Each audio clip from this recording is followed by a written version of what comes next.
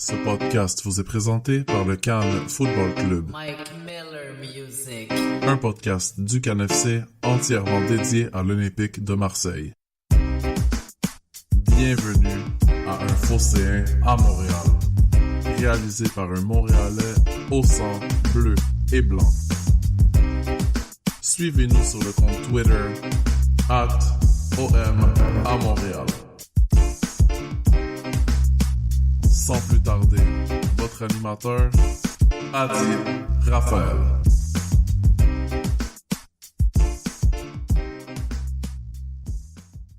Bonjour et bienvenue à ce 11e épisode d'Un Phocéen à Montréal, un podcast entièrement dédié à l'Olympique de Marseille en collaboration avec le Cannes FC que je remercie à chaque semaine.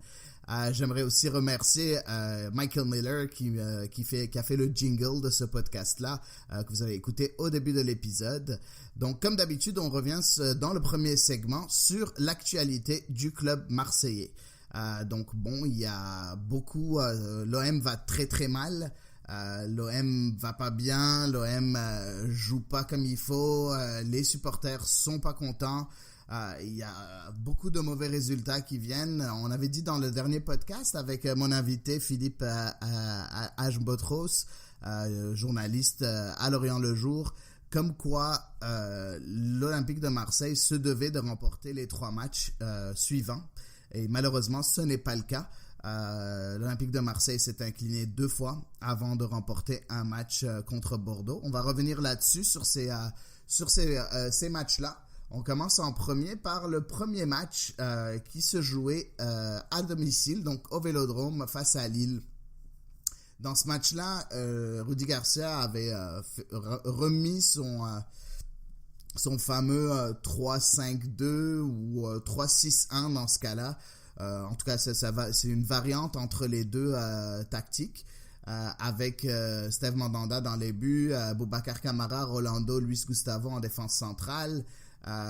Sur les côtés, donc il y avait Bounassar à droite, Jordan Amavi à gauche. Au milieu, la doublette Maxime Lopez, Kevin Strootman qui avait très bien fait dans les dernières semaines. Après, à droite, en tant qu'ailier droit, on avait Florian Thauvin qui jouait des fois en attaquant avec Mitroglou devant. Et Nemanja Radonjic qui avait une de ses premières titularisations avec l'Olympique de Marseille. Ce qui se passe dans ce match-là, c'est que Lille est arrivé puis a voulu en premier défendre parce qu'il savait comme quoi l'Olympique de Marseille allait commencer fort la rencontre. Et effectivement, les 15 premières minutes, il y a beaucoup d'occasions pour l'Olympique de Marseille. Mais comme d'habitude, Marseille n'arrive pas à concrétiser ses actions. Faute à une défense lilloise quand même assez impressionnante avec José Fonte qui a été quand même assez bon dans ce match-là. Donc à ce moment-là, Lille a vraiment évolué un peu en contre au début avant de prendre vraiment possession du match et vraiment s'imposer dans le jeu. On voit en premier s'imposer dans le jeu, même si l'OM était quand même assez bon dans cette première mi-temps. Et je pense que c'est sur la première frappe cadrée de Lille qu'ils ouvrent le score. Et c'est sur un penalty après une énième faute de Luis Gustavo en défense centrale qui tacle complètement. Vraiment, je comprends pas comment il fait un tacle glissé comme ça dans la surface de réparation. Je pense que c'est assez amateur. On l'a dit des millions de fois. Luis Gustavo en défense centrale, c'est une mauvaise idée. Je comprends qu'il y a des blessures, mais dans ce cas-là, je vois Tchaleta Tsar qui était sur le banc, qui n'a même pas joué. De là, même s'il a été un peu fébrile, il n'a pas été très bon lors de ses premières titularisations et ses premières apparitions sous le maillot marseillais. Je pense qu'il est temps qu'il commence à jouer. Mais non, Rudy Garcia n'a pas voulu. Luis Gustavo fait un tacle glissé qui donne un penalty qui est transformé par la pépite lilloise Nicolas Pepe. Et on rentre au vestiaire avec vraiment un score amer de 1-0, 0-1 parce que Lille jouait au Vélodrome. En deuxième mi-temps, on voit l'OM qui se procure quelques occasions en face. Malheureusement, il n'y a pas grand-chose. Il y a eu aussi le fameux arrêt de jeu à cause d'un pétard jeté par des supporters. Je trouve ça inadmissible. Ce n'est pas normal qu'en tant que supporter de l'Olympique de Marseille, on jette des pétards sur la pelouse. Je comprends qu'on est énervé, mais d'un autre côté, là, surtout que le pétard est arrivé juste à côté des joueurs, il a même presque explosé dans la face de Kevin Strootman et de Bounassar, de Jordan Amavi. Et puis, c'est vraiment dommage. J'aime vraiment pas ça. Il n'y a aucune raison de faire ça. Ça a arrêté le match pendant 30 minutes. Vraiment, je suis déçu de voir ça. Et puis, il y a eu des sanctions qui sont venues après. On va en parler dans le prochain segment. Par rapport à ça, bon, l'OM continue, essaye de performer, mais n'y arrive pas. Après, il y a une faute stupide de Florian Thauvin. Oui, stupide. Il reçoit un carton rouge direct. Pour moi, la sanction est très sévère. Très, très, très, très sévère. Même si c'est un geste de mauvaise humeur et ainsi de suite. Moi, j'aurais donné un carton jaune. Les esprits étaient vraiment échauffés. Je pense que l'arbitre de la rue a été l'arbitre qui s'appelle de la rue. C'est pas un arbitre de la rue, mais c'est son nom. L'arbitre a vraiment mal géré, je pense, cette rencontre et l'intensité de cette rencontre en donnant ce carton rouge à Florian Thauvin. Et après coup, ça c'était à la 67e minute. Et ce qui se passe après coup, c'est que l'Olympique de Marseille n'arrive pas à se remettre dans le droit chemin. Et attaque. Puis finalement, sur une contre-attaque, on voit Nicolas Pepe marquer le deuxième but. Une contre-attaque, c'est sûr que l'OM était vraiment en train d'attaquer à 10. Et le deuxième but à 2-0 dans le temps additionnel. Puis, j'aimerais souligner la très bonne rentrée de Mario Balotelli dans ce match qui a failli marquer un super bon but avec un tir en dehors de la surface et qui passe vraiment à côté des buts de Mike Maignan. Et puis après coup, Mario Balotelli, dans le temps additionnel toujours, il marque sur une très belle tête. Une passe décisive encore pour qui? Pour Kevin Strootman. On a parlé la fois dernière des excellentes prestations de Lopez et Strootman. C'était effectivement le cas aussi durant ce match-là. Ils ont été les meilleurs joueurs. En fait, le milieu, même Jordan Amavi a pas été vraiment mauvais. C'est la défense qui a vraiment flanché durant ce match-là avec les 3 défenseurs qui reçoivent des cartons jaunes. Donc Boubacar Kamara, Rolando, Gustavo, Steve Mandanda qui a encore l'ombre de lui-même sur ce match-là, qui a fait un match horrible. Et d'un autre côté, Lille qui prend le large. Lille maintenant c'est encore 2e de Ligue 1. Ils ont continué à prendre le large. Je pense que le podium est devenu presque impossible pour l'Olympique de Marseille déjà à partir de cette défaite-là.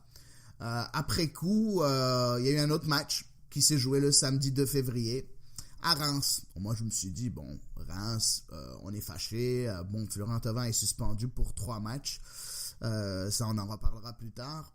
Et je me suis dit, bon, Reims, il faudrait qu'on gagne, même si, on s'entend que c'est pas une mauvaise équipe. Le Stade de Reims, au contraire, ils font une très bonne saison. Et finalement, l'OM commence très mal, comme d'habitude. En fait, commence bien, puis après tombe dans ses travers. Puis Reims parvient à marquer un premier but grâce à l'excellent travail de Mathieu Cafaro, qui donne à Tristan Dingomé,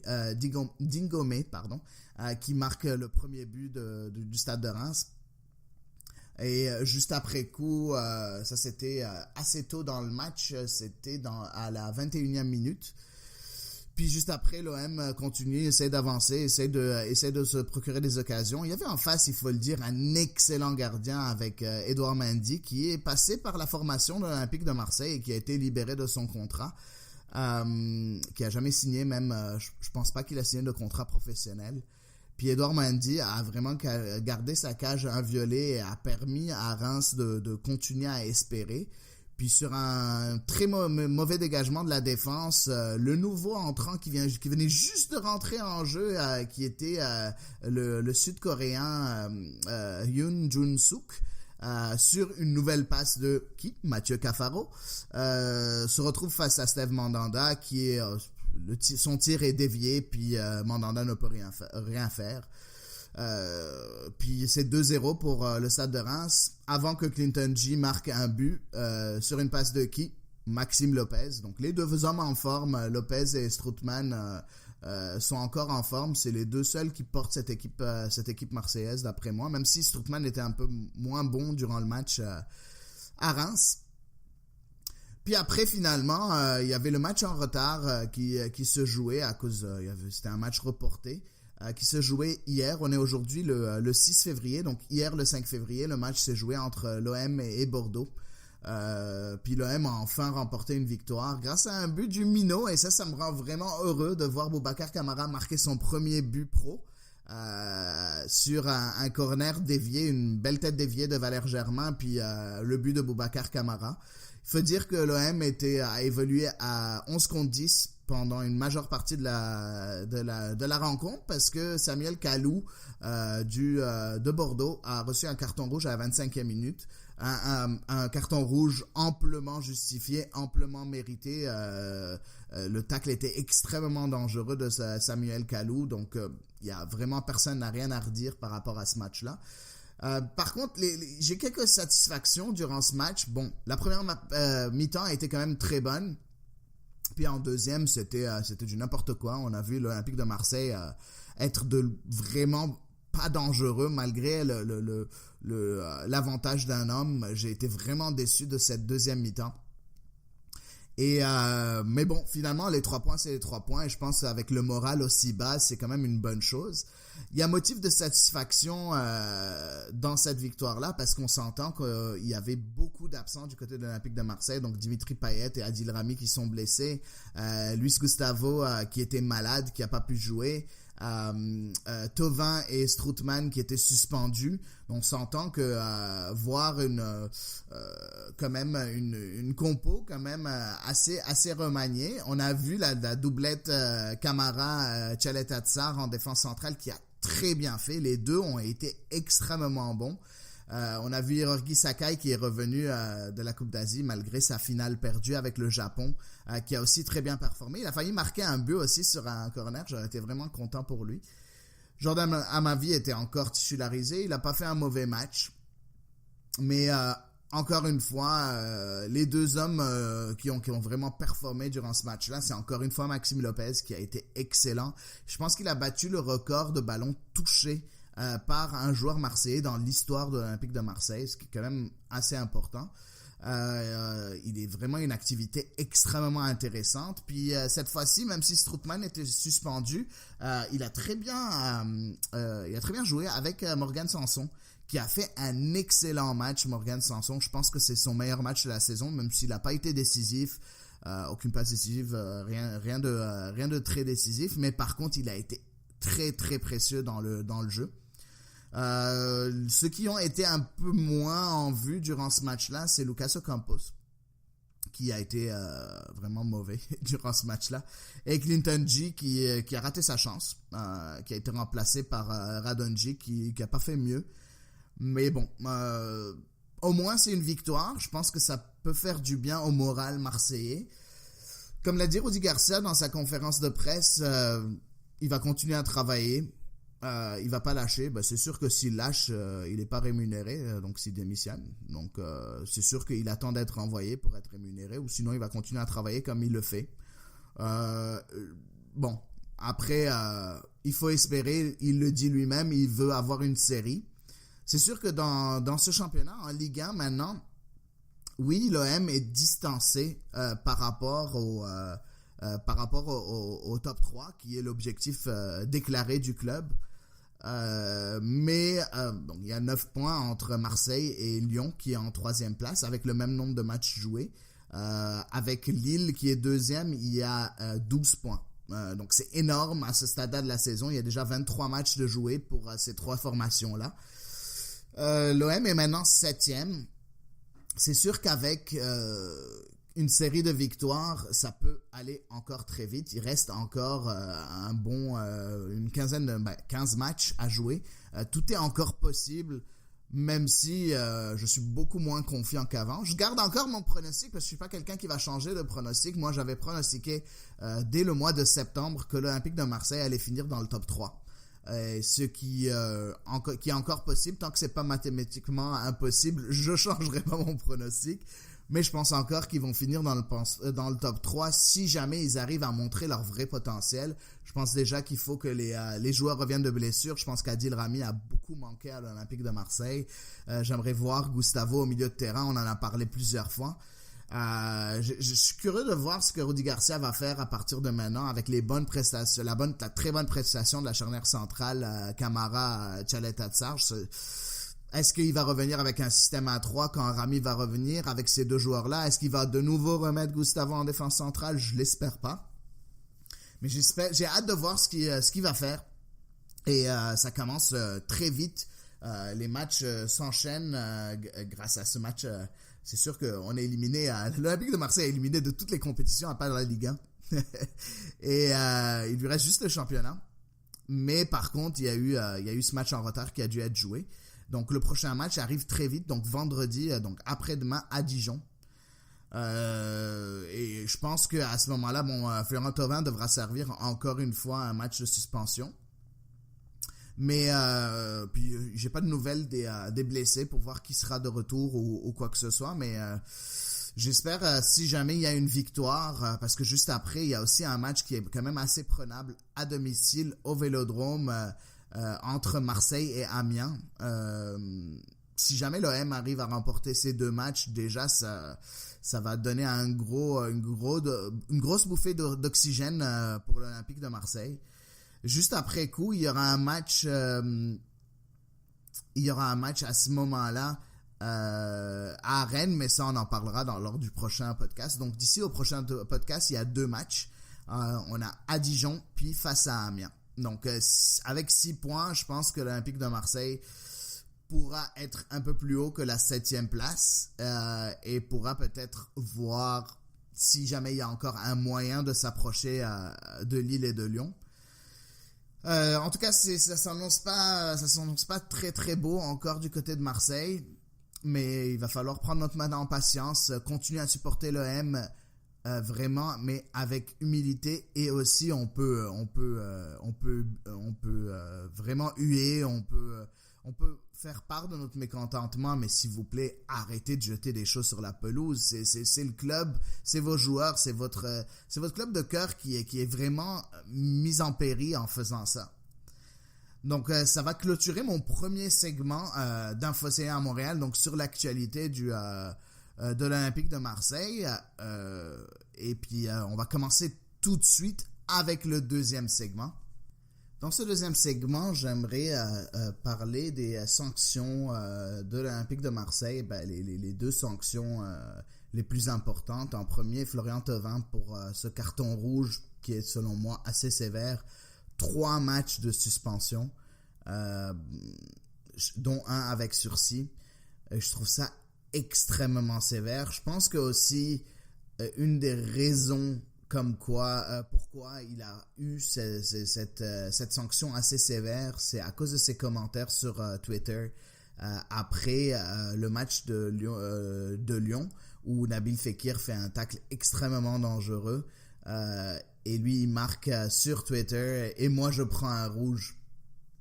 Et je pense que la commission de discipline n'a pas aimé que Florian Thauvin s'étale comme ça sur les médias sociaux. Et je pense que c'est une des raisons pourquoi la sanction était aussi forte. C'est vraiment démesuré selon moi. Vraiment démesuré. C'est pas comme si il y avait possibilité de blesser le joueur ou quoi que ce soit. Oui, c'était un geste d'énervement, un geste stupide, 100% vrai. Mais de là à donner déjà un carton rouge, mais en plus 3 matchs de suspension, je trouve ça assez sévère. C'est dommage parce que Florian Thauvin, c'est quand même un de nos meilleurs joueurs. Cette année, notre meilleur joueur. Et puis c'est sûr, ça handicape encore plus l'Olympique de Marseille. C'est comme si que quand l'Olympique de Marseille va mal, on fait tout pour faire en sorte qu'ils aillent encore pire. C'est comme genre ça, c'est sûr, ça fait vendre des papiers le fait de voir l'Olympique de Marseille vraiment mal performer, ça fait vendre des papiers parce que les journalistes parlent, le monde du foot parle, puis le monde achète ça parce que soit ça les fait mal, ils veulent comprendre c'est quoi c'est des supporters, puis ils veulent comprendre c'est quoi le mal et d'où ça vient en lisant des journalistes, soit c'est parce que c'est des gens qui aiment pas l'Olympique de Marseille puis qui s'amusent à lire ces journaux-là. Donc bon, je comprends, c'est la loi du jeu malheureusement, mais je trouve que c'est quand même assez sévère c'est vraiment cette décision de la commission de discipline en Ligue 1. Par contre, il y a eu une autre décision qui était le huis clos total du Vélodrome pour une période indéterminée jusqu'à ce qu'ils arrivent à avoir à prendre une décision. Et puis, on l'a vu durant le match face à Bordeaux hier, donc mardi le 5 février, que le stade était complètement vide. C'est désolant de voir un sport aussi populaire dans un club aussi populaire ne pas avoir la chance d'être supporté par ses fans. C'est aussi encore plus dommage pour Boubacar Kamara qui a marqué son premier but en professionnel et son premier but de la saison en tout cas. Et il n'y avait pas de public pour célébrer ça avec lui. C'était extraordinaire pour lui, il était très content, je l'ai vu en entrevue, il était vraiment très très content de faire ça. Et je trouve dommage que la commission de discipline ait fait ça. Par contre, je trouve ça très logique. J'espère que ce ne sera pas très long, par contre, le huis clos. Je trouve par exemple, si jamais il dit ces 3 matchs, incluant celui de Bordeaux, je comprends. Je trouverais pas ça sévère parce qu'effectivement, le pétard sur la pelouse, ça se fait pas. Même moi, j'ai eu peur comme quoi quelque chose rentre dans les yeux de Strootman ou d'Amavi ou de n'importe quel joueur, même des joueurs lillois ou de l'arbitre assistant.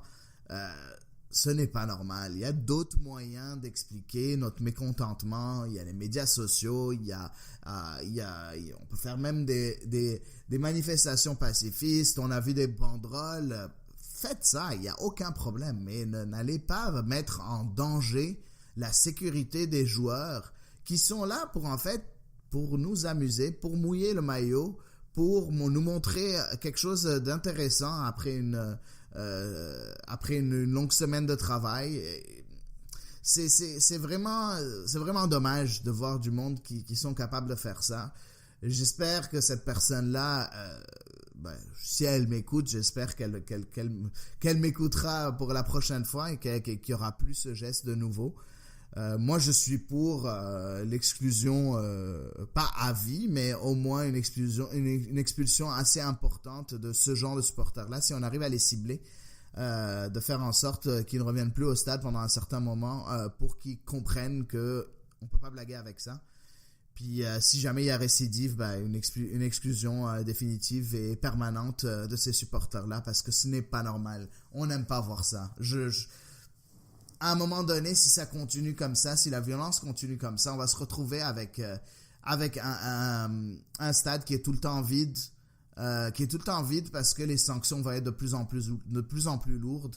J'ai vu dans des pays où il y a eu des morts dans les stades, des morts qui étaient le résultat de bagarres. Puis ces pays-là, c'est toute la ligue qui a eu une interdiction d'avoir des supporters pendant 1 ou 2 ans. Et ce qui a vraiment influencé tout le championnat, des joueurs qui ont dû partir parce qu'il n'y avait plus de sous. C'est sûr que la billetterie ne recevait plus rien, il n'y avait plus de revenus. Il faut pas arriver à des décisions drastiques, il faut pas arriver à donner des arguments aux décisionnaires de déclarer ce genre de choses-là. Déjà qu'on voit que les déplacements des supporters marseillais un peu partout en France sont très limités. Interdit d'aller à Lyon, interdit d'aller à Paris, interdit d'aller... et tout ça, c'est à cause de quoi? À cause de la violence. Pas besoin d'avoir de violence, il n'y a pas de problème, on peut se discuter, il faut discuter entre supporters, il faut se calmer un peu. discuter. Bon, c'est sûr, c'est normal qu'on se moque l'un de l'autre, c'est normal qu'on se chambre, c'est normal. Il faut juste arrêter et le prendre vraiment, pas le prendre au premier degré, le prendre un peu plus relax, parce que même si moi, par exemple, je suis un supporter inconditionnel de l'Olympique de Marseille, ben oui, je m'énerve quand ils perdent, je crie, quand ils gagnent, je saute, c'est très drôle de me voir en train de regarder un match de l'Olympique de Marseille parce que toutes mes émotions sont là. Mais par contre, pas de là à venir me disputer ou me disputer peut-être, mais me battre avec quelqu'un. Il faut arrêter non plus. C'est ridicule, c'est ridicule. Il y a des choses beaucoup plus importantes dans la vie qui pourraient arriver, qui seraient encore beaucoup plus graves. Faut prendre ça un peu plus calme, s'énerver, d'accord, se chamailler, d'accord, mais de là à se battre, de là à jeter des trucs, de là à faire en sorte de mettre en péril la sécurité des joueurs, des acteurs durant ce match, que ce soit les joueurs ou les arbitres, c'est ridicule. Puis en plus, on le jette le pétard, puis si jamais il glisse de notre main, puis il tombe quelques rangées devant nous, et qu'il y a des enfants ou quoi que ce soit dans les tribunes, c'est quoi qui va se passer?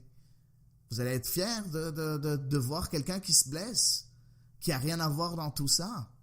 Ah, come on, il faut vraiment, vraiment se retenir et penser à nos actes avant de les faire. J'ai des amis qui sont supporters du Paris Saint-Germain, on discute, on blague, on se chambre, on se dispute, mais pas de là à ce que on en vienne aux mains non plus. Donc j'espère que mon petit coup de gueule par rapport à ça pourra servir à quelqu'un, en tout cas pour ceux qui les écoutent. Mais bon, en gros, à part la décision sur Florian Thauvin par rapport au Stade Vélodrome, je peux pas dire que je suis pas d'accord avec la commission de discipline. C'est aussi simple que ça.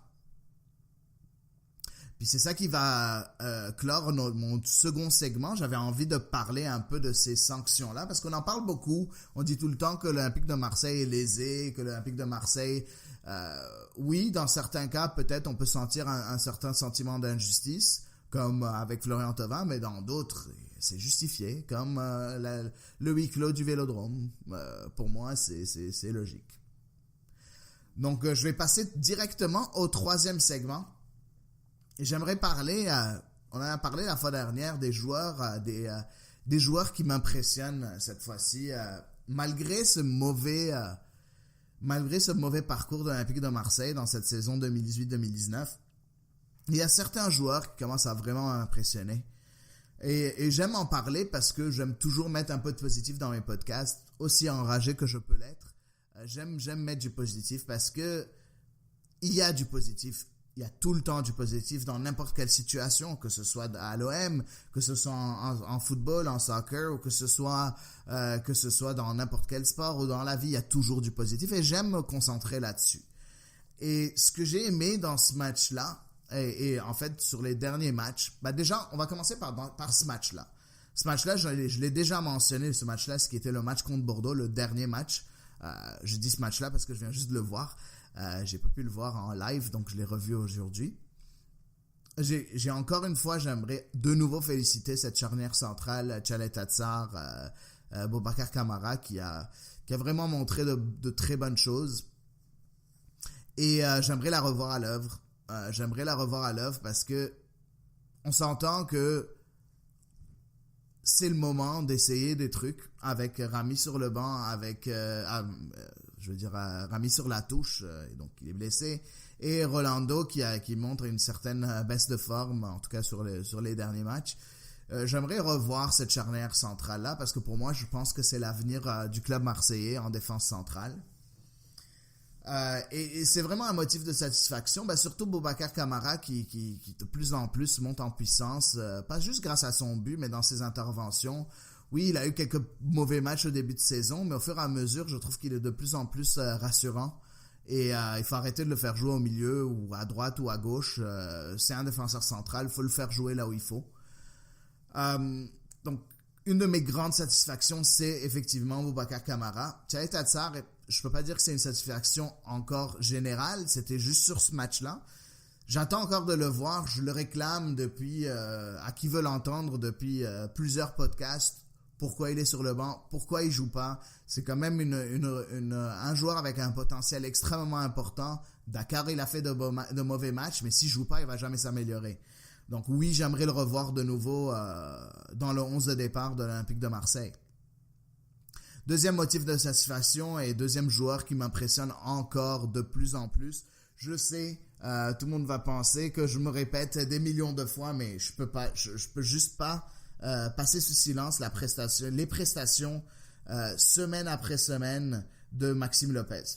Maxime Lopez, le chouchou de René Malville, et avec raison. Maxime Lopez, vraiment, il a été bon l'année passée. Il a même été de temps en temps très très bon.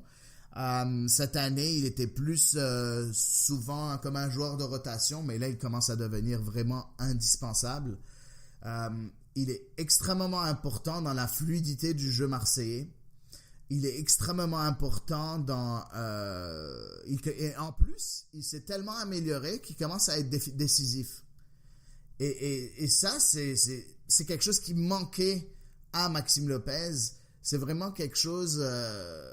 c'est pas quelque chose qu'on voyait chez Maxime Lopez. On voyait Maxime Lopez, oui, il a été bon, mais sur la feuille de match, sur la feuille de stats, on voyait pas grand-chose. On voyait que Maxime Lopez était là, parfait, mais il était pas décisif. Il était vraiment pas décisif.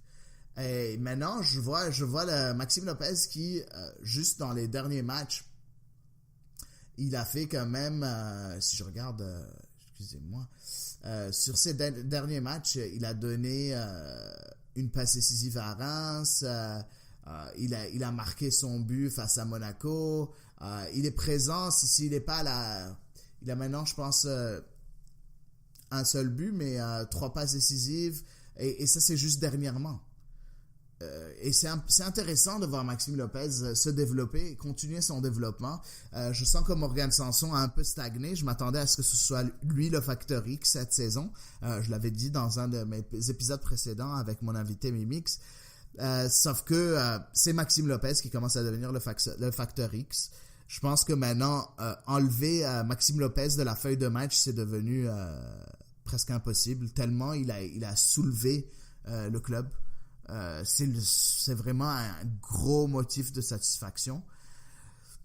Après, je n'en ai pas d'autres, malheureusement. J'aurais beaucoup aimé vous dire que oui, j'ai beaucoup de motifs de satisfaction, j'ai beaucoup de joueurs que j'aime beaucoup, mais non, c'est ces deux-là qui sortent du lot pour moi.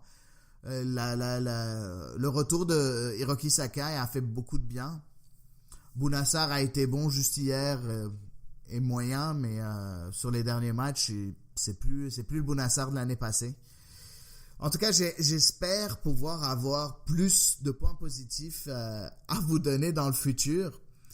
Mais ça s'annonce pas très bien en date d'aujourd'hui. Mais voilà, il faut continuer à construire cette équipe-là avec des joueurs en forme. Et j'aimerais, en prenant en considération ces joueurs en forme-là, j'aimerais faire mon 11 que j'aimerais voir lors du prochain match à Dijon. Mon 11 est très simple. Je veux plus Mandanda dans les buts. Je le blâme pas pour tout ce qu'il a fait, sauf qu'il n'est pas décisif. Mandanda, on l'appelait Il Phénoménaux. Pourquoi on l'appelait Il Phénoménaux? Parce qu'il nous faisait des arrêts décisifs. C'est bon, il n'a pas fait d'erreur, on voit pas d'erreur vraiment flagrante. Mais d'un autre côté, il fait des erreurs. Il fait pas, je veux dire, non, il a pas fait d'erreur, mais il fait pas de miracle. Puis je suis désolé, mais un gardien à ce niveau-là, on a besoin qu'il fasse un seul miracle de temps en temps. On a vu Edouard Mendy avec Reims, il a fait des miracles. Son arrêt sur Ocampos, en tout cas, il a fait plusieurs miracles. On a besoin d'avoir un gardien sur qui les joueurs peuvent se dire, ok, est-ce que c'est possible? Est-ce qu'il va pouvoir faire un miracle ici? Puis on le voit plus chez Mandanda. C'est comme s'il avait plus le feu dans les yeux. Il était plus concerné. Donc pour moi, je mettrais Pelé. Je mettrais Pelé parce que Pelé a montré qu'il était solide. Puis un Mandanda, de nos jours, est presque l'équivalent d'un Pelé qu'on a vu dans les dernières années. Mandanda n'a rien d'exceptionnel dernièrement. Et je trouve que Pelé, à son meilleur niveau, est l'égal de Mandanda qui n'a rien d'exceptionnel en date d'aujourd'hui. Donc moi, je redonnerai la chance à Pelé. Peut-être que ça va aussi donner un coup de pied à Mandanda de se concentrer de nouveau. À gauche, vous allez me dire, oui, en ma vie, on en a marre. Oui, mais on n'a personne d'autre. C'est très simple. On n'a juste personne d'autre. Donc, ce sera à ma vie. En fait, non. Je mettrai Sakai. Sakai a montré qu'il était capable de jouer à gauche. Je mettrai Sakai. Je mettrai Sarr à droite. Je vais jouer avec 4 défenseurs. Donc, je mettrai la paire Camara, Tchaleta Sarr en attendant le retour de Rami qui remplacera à ce moment-là un des deux, dépendamment de qui flanche, de qui est un peu moins bien sur les prochains matchs d'ici le retour de Adil Rami. Au milieu de terrain, donc dans ce cas-là, moi, avec les forces qu'on a, je vais jouer avec Lopez, Strootman, Gustavo. Beaucoup vont me dire, oui, mais tu reviens à un 4-3-3, ben, j'ai pas le choix. J'ai pas le choix, je veux mettre les meilleurs joueurs en place. Et pour moi, il y a que ça. S'il vous plaît, sortez-moi Ocampos de là. Je veux mettre Thauvin à droite. Payet, si jamais il me perd 3-4 kilos, parce que je trouve qu'il commence à prendre un peu de poids. Puis, déjà, il faut qu'il revienne de blessure. Il doit faire une petite cure de quelques jours, je pense, pour revenir à son meilleur niveau. Parce que bon, techniquement, Payet, c'est encore Payet. Par contre, il court plus, on le voit pas. Et puis jouer sur un côté en 4-3-3, c'est qu'il va falloir qu'il défende. Je sais pas trop si ça sera le meilleur dispositif pour lui. Mais en tout cas, tant qu'il est pas en forme, pour moi, c'est Radonjic. J'ai beaucoup aimé les mouvements de Radonjic. Bon, beaucoup vont me dire, oui, il court encore un peu dans le vide. Ses gestes techniques ne sont pas encore 100% parfaits. Mais il est jeune encore. Il faut le faire jouer. Les jeunes joueurs, il faut les faire jouer. Il a un potentiel et on le voit. Il est bon techniquement et on le voit. Il se perd encore avec le ballon parce qu'il veut tellement bien faire. Mais moi, j'ai hâte de voir Radonjic. Je pense que c'est à lui d'être là. Ocampos, on a la grinta. Oui, il est capable d'être excellent sur les replis défensifs. Mais excusez-moi, on a besoin de quelqu'un de décisif. On a du mal à marquer des buts. Puis en attaque, Balotelli, j'ai hâte de le voir aussi en forme, capable de faire un bon 90 minutes et nous montrer ce qu'il a dans le ventre pour ces 6 mois de contrat. J'espère qu'il va commencer à marquer des buts. J'espère aussi qu'il va pas faire des chichis dans le vestiaire et créer des tensions inutiles parce que on n'en a pas besoin de plus des tensions comme ça. Donc, ce serait mon 11 de départ. Donc, je répète, Pelé dans les buts, Bounassar à droite, Douillet Tchaleta Sarr en défense centrale avec Boubacar Kamara. À gauche, Jordan Amavi. Au milieu de terrain, Maxime Lopez, Kevin Strootman et Luis Gustavo. En ailier droit, Florian Thauvin, ailier attaquant droit. En attaquant gauche, Nemanja Radonjic. Et en attaque, Mario Balotelli. Mon 11 de départ, que j'espère voir à Dijon, en attendant les retours de blessure de Adil Rami et le retour en forme de Dimitri Payet, mais je pense pas qu'il sera vendredi, en tout cas j'espère pas, parce que je pense que ça prend un peu plus de temps pour lui de retrouver sa forme et de retrouver son allant, même si c'est le capitaine. C'est ça. Ça, c'est mon 11 de départ. Ce sera un épisode court cette fois-ci, mais c'est comme ça que je vais clôturer mon épisode de la semaine d'Infocéen à Montréal. Je vais espérer une série de victoires, donc 2 victoires d'ici à mon prochain podcast. Je l'espère vraiment de tout cœur. J'espère vraiment vous revenir avec le gros sourire la fois prochaine.